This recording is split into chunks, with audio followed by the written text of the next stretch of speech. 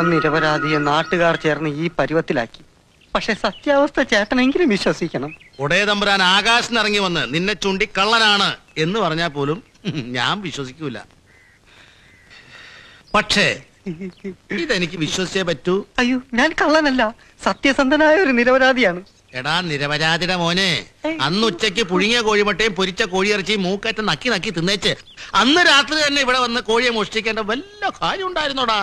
സത്യമായിട്ട് ഞാൻ കോഴിയെ മോഷ്ടിക്കാൻ വന്നതല്ലായിരുന്നു. പിന്നെ നട്ടപ്പാതയ്ക്ക് കോഴിക്ക് തീറ്റ കൊടുക്കാൻ വന്നായിരുന്നോടാ കുറുക്ക? എന്നെ വിശ്വസിക്കൂ, ഞാൻ ആരെ പിടിച്ചു വേണമെങ്കിലും സത്യം ചെയ്യാം. നിർത്ത്, വ്യക്തമായ തെളിവുണ്ട്. മുതുകിലെ കലയല്ല എന്റെ തെളിവ്. കാണണോ നിനക്ക്? മീനാക്ഷി, മീനു,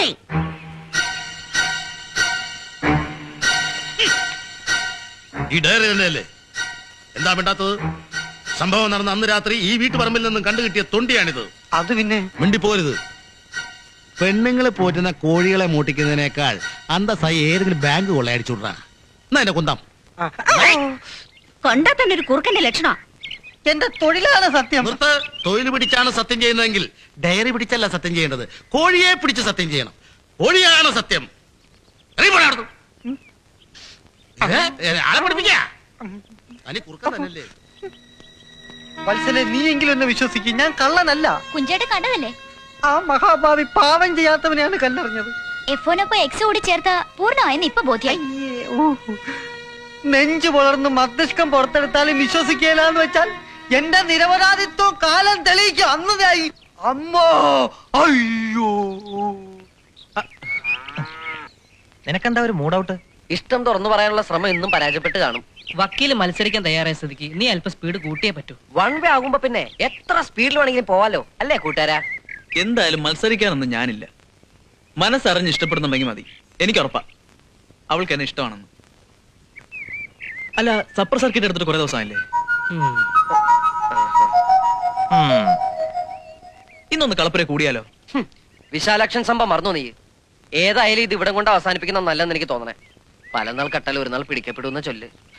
ഇതുവരെ രക്ഷപ്പെട്ടത് നമ്മുടെയൊക്കെ ഭാഗ്യം. ഒര നിറഞ്ഞു നിൽക്കുന്ന രണ്ട് പെങ്ങന്മാരുള്ളവനെ ഞാൻ. ഒര നിറഞ്ഞു നിൽക്കുന്നെങ്കിൽ ചുമരങ്ങ് തട്ടിയാ പോരെ?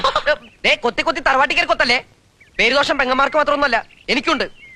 റാങ്ക് ലിസ്റ്റിനെ വിളിച്ചു വയ്ക്കുന്ന ഒരു അഭ്യസ്ത വിദ്യയാണ് ഞാൻ. അവന്റെ ഒരു റാങ്ക് ലിസ്റ്റ്. എടാ, നിന്റെ റാങ്ക് ലിസ്റ്റിന്റെ വിളിയൊക്കെ വലുതാണടാ നമ്മുടെ വിശപ്പിന്റെ വിളി. ഇന്ന് രാത്രി വീണ്ടും നമ്മൾ കൂടും. പദ്ധതിയൊക്കെ എന്റെ മനസ്സിലുണ്ട്. തവിടും പിണ്ണാക്കും തിന്നുകൊഴുത്ത നല്ല സുന്ദരി കോഴികൾ. എവിടെ എവിടെ? ഗോപാല മുതലാളിയുടെ വീട്ടിൽ. ചന്തയുടെ വീട്ടിലോ? അതെ. എന്തെങ്കിലും കല്യാണം കഴിഞ്ഞാൽ ഫസ്റ്റ് നൈറ്റിൽ പറയാൻ ഒരു തമാശ വേണ്ടടാ. തമാശക്ക് വേണ്ടിട്ടാണെങ്കിൽ റോട്ടിൽ കൂടി തുണിയിലാണ് നടന്ന പോരെ? എടാ, നിന്റെ ആഗ്രഹങ്ങളില് ഭൂമിയിൽ വെച്ച് നടക്കാൻ സാധ്യതയുള്ളത് ഒന്ന് മാത്രമേ ഉള്ളൂ. അതെന്താ? കാമുകിയുടെ വീട്ടിലെ കോഴിമോഷണം.